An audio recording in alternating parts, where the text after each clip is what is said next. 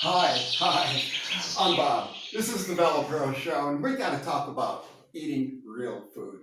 Now, what I'm talking about is we have a lot of viewers who are vegans or would like to be leaning towards that direction, and I certainly wouldn't get in your way.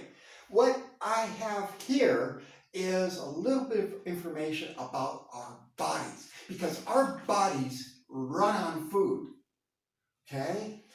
And since about the 1960s, we started outsourcing and buying fast food that were designed as snacks as meals. And we started consuming these things that were designed as just temporary fillers to something more significant.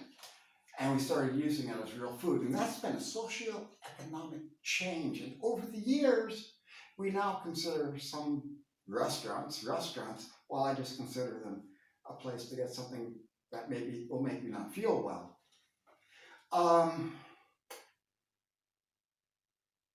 The way we eat has changed because of stress, work, commute, and a bunch of other factors. We see the weight changes in the United States and in Europe, and that's a real consideration. To attract consumers, fast food companies add extra sugars such as corn syrup to reduce fat products to make them more appealing. And they also add more sodium and other things. So look at the ingredients, because you'll notice, oh yeah, the fat's lower, but the sodium is jacked up. Now, I personally watch my blood pressure because I'm in my mid-60s, and it's sort of something one does when there's my age. And I don't need a lot of extra sodium. There's enough natural sodium in this vegetable fruit juice and all the sugars I need from the apples and pears. So not only is it loaded with vegetable goodies, but it also has a lot of sugar because I love apples. All of these have at least 1/3 apple and pear combinations. We consume about 1/6 of our sugar from candies and sweets. And I love my ice cream and my milk chocolate, and I like other goodies from time to time.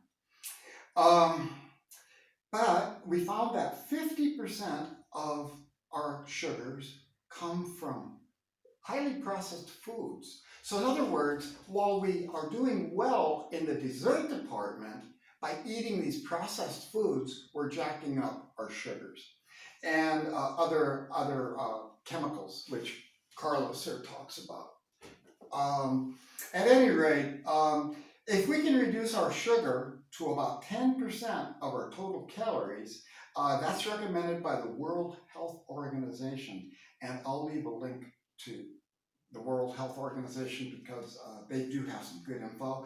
And I'm also going to talk about the Mayo Clinic because they discussed this and artificial sweeteners, because artificial sweeteners can trick our mind, and as obesity is a consideration for many, we may want to take a look at that link and see what artificial sweeteners may be doing to us.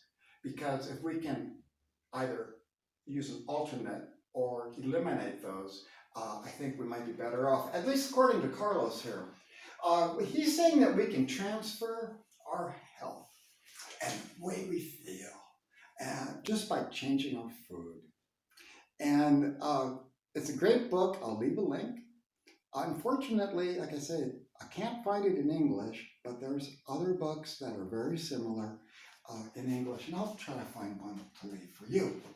So thanks a lot for watching. Don't forget to share, like, and subscribe. Sharing is very important, and subscribing, of course. I don't advertise the numbers, but I see them, and the channel's growing. I'm very appreciative. Very appreciative. Thank you very much. Thank you, and gotta go.